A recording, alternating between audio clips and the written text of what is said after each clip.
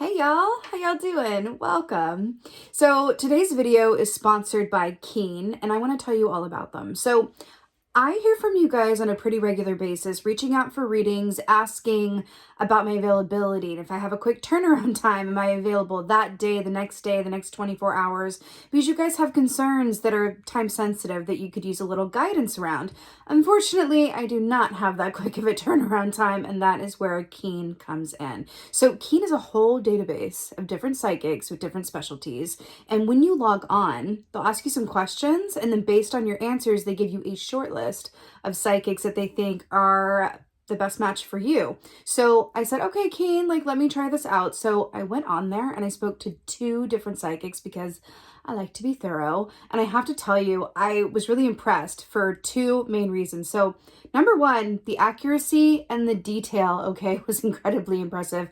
And number 2 was the turnaround time. One of them got back to me the next day, and then the second one was in the same hour, which, trust me, doing what I do, that is incredibly impressive. So I said, all right, Keen, let's do this. What are you going to offer my subscribers then? And they said, okay, well, let's give them the first 10 minutes for $1.99. So if you are a first-time Keen user, your first 10 minutes is $1.99, which is a really, really good deal. So all of that information is in the description box below.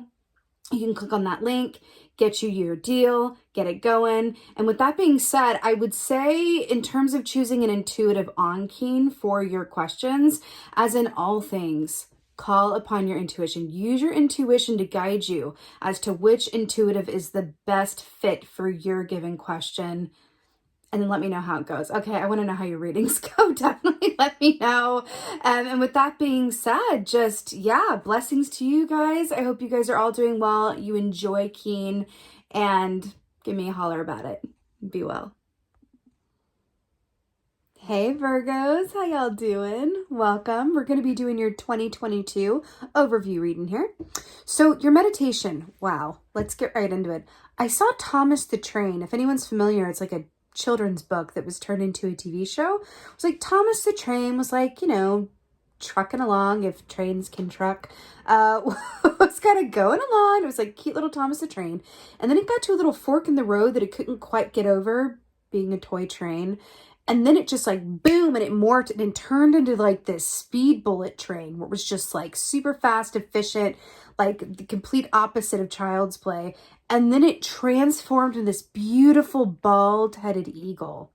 And then it was just flying there in all of its majesty. And I was just like, whoa.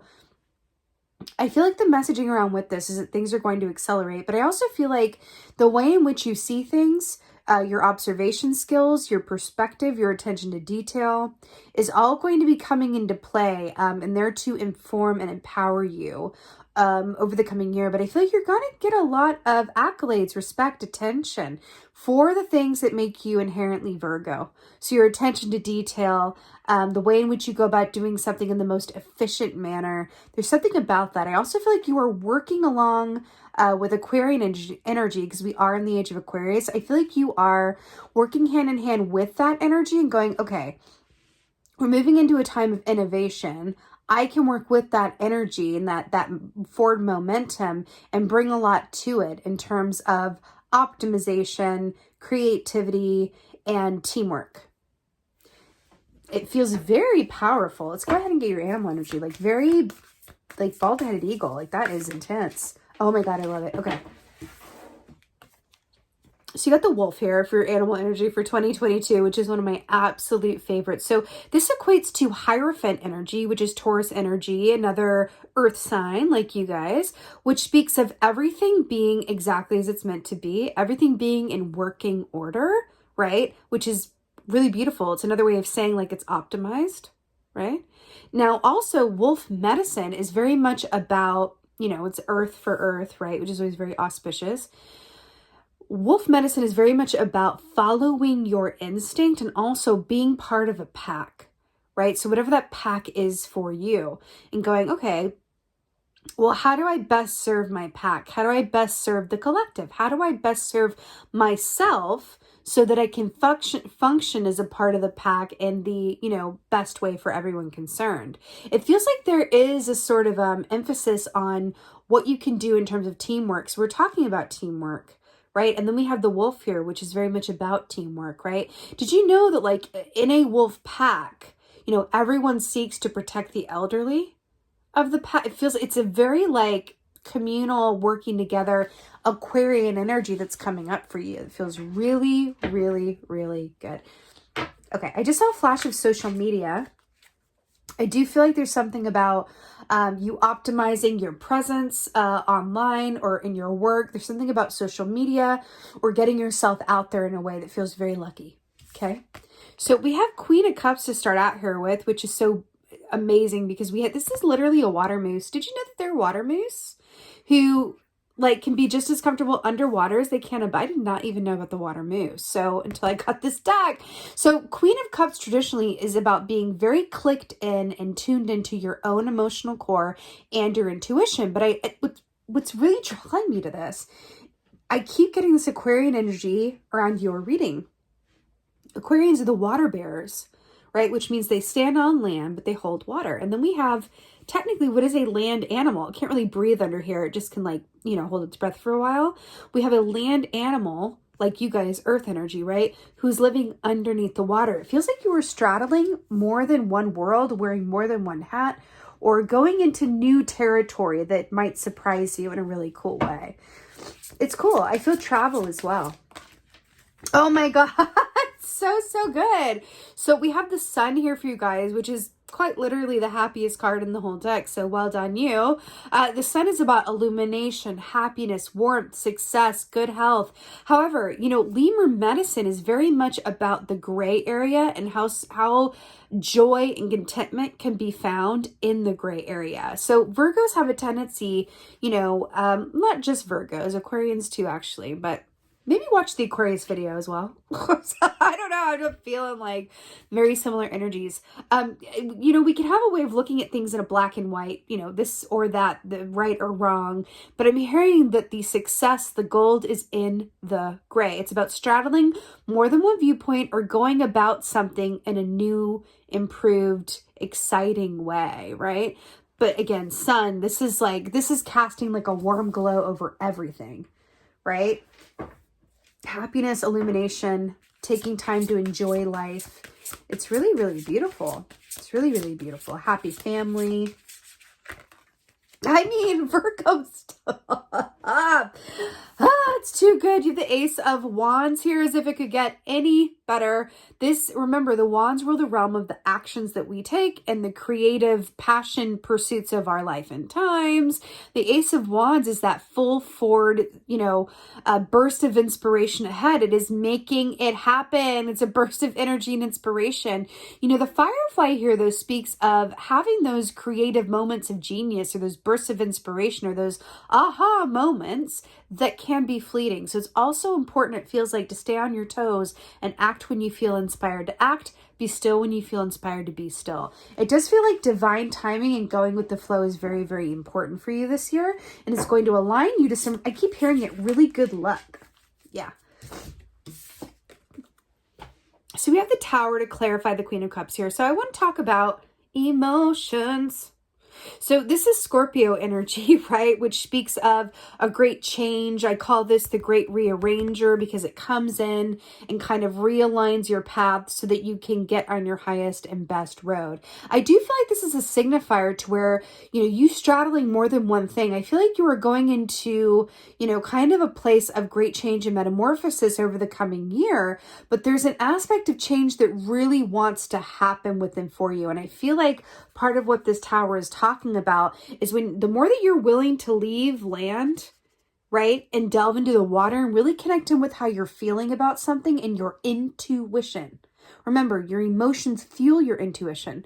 So if you are not in a place of emotional equilibrium or balance, then your intuition can't fully work for you at optimal capacity, right? I feel like you're being called to really connect in that way because again, with the wolf here, with the instinct, This is going to be the key to you lining up with some truly good luck.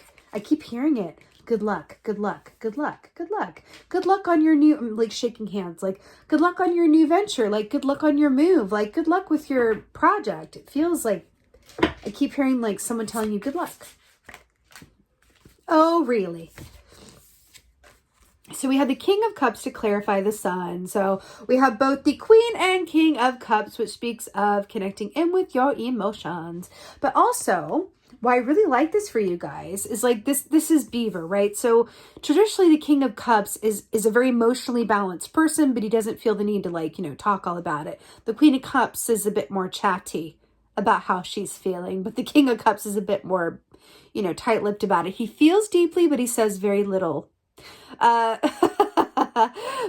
this with the Beaver energy also equates to like an 8 of Pentacles energy, which is about hard work and talent meeting up with divine timing. So there's divine timing coming up again for you. But I'm hearing the more that you can access, because the fact that this is like clarifying the Sun, in stillness, there's illumination. In stillness, there are answers. In stillness, the way forward is revealed. I am really hearing this for you, that there is like great change that is coming to you this year. And I feel like it's going to rock your world, but in a really happy, welcome way.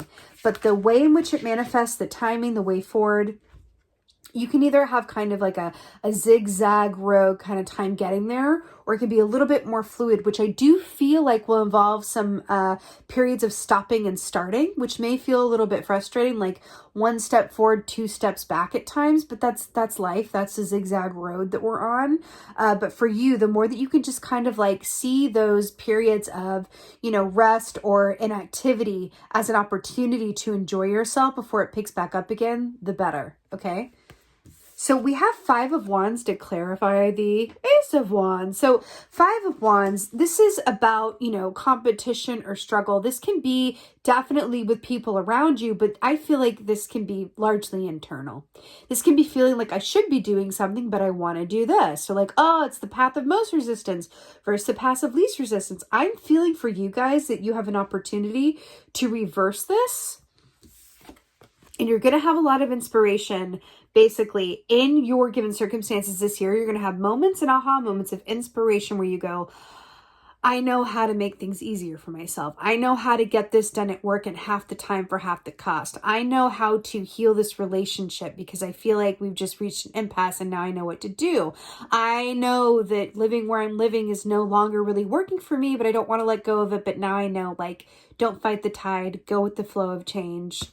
That's the ticket onward, right? I'm really hearing that for you, the good luck is directly tied to the path of least resistance. Okay? But it feels very lucky indeed. It also feels like there's a sense of like, getting out of your own way with it, which is always good advice, I think. Let's go ahead and get an oracle for y'all, for you Virgos.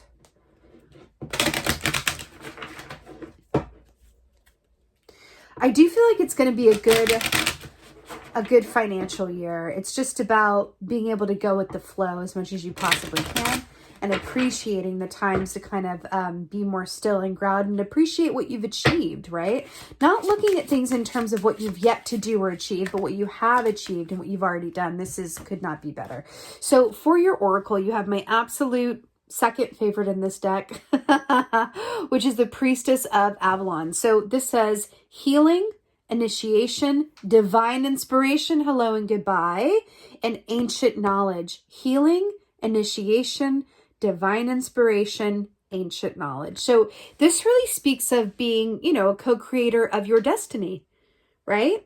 But I really am drawn to the divine inspiration part of this and about how it's like this Ace of Wands, getting these aha moments and inspiration on how to move forward. But you see how it's like the moon lights up the sky and then we have the firefly lighting up the night sky here. I'm really feeling that a lot of this has to do with your own individual time that you spend either in meditation and quiet in the stillness, even in dream time, where you're just going to, it feels like I'm seeing an answer key to a test. In my mind's eye, I'm seeing an answer key to a test. I feel like you're going to be getting the answer key to several like test questions that have been eluding you, or they may come up organically over the course of the year that you're going to be able to move on it. But the key is, because both of these, look at this. both of these dudes are in the seated position. And I feel like that's a call for you to like really take some time to really, make room for inspiration, those aha moments. Because if you're in constant motion or engaging in things like busy work or overthinking too much, you can miss that spiritual mailman when, they come to give you those messages and points of divine inspiration as well, right? There's an aspect of that. I'm also feeling to surrender as much as you can around emotional vulnerability, because that's also what Priestess of Avalon is about. Surrendering to points of emotional vulnerability so you can better have a full awareness of, yourself and who you are, but also so that people around you, can come a little bit more closely to you and be there for you as well. Because I feel like I'm hearing the phrase like, what, you expect me to read your mind? I can't read your mind, right? There is some of that in your energy, and I'm hearing that the way through that is to just like open yourself up to a little bit more emotional expression and really ask for what you need this year as well. Because I feel like you're working towards something quite big, and it kind of feels like all hands on deck in your community, with your friend group, with your family, with your loved ones. It really feels like extra support because you are really manifesting in such a big way. It feels quite major. And again, call upon your pack to be there and support you, right? All right, Virgos, this is your 2022 overview. I so hope that this helps and resonates as we go through the year. Holler at me in the comments. Let me know how you're feeling about going into 2022. I personally cannot believe that we're already in 2022, but hey, here we are, and like, let's do it, right? With that being said, just thank you. Thank you so much for being here. Thank you for your continued support. And most of all, and as always, just thank you for being you.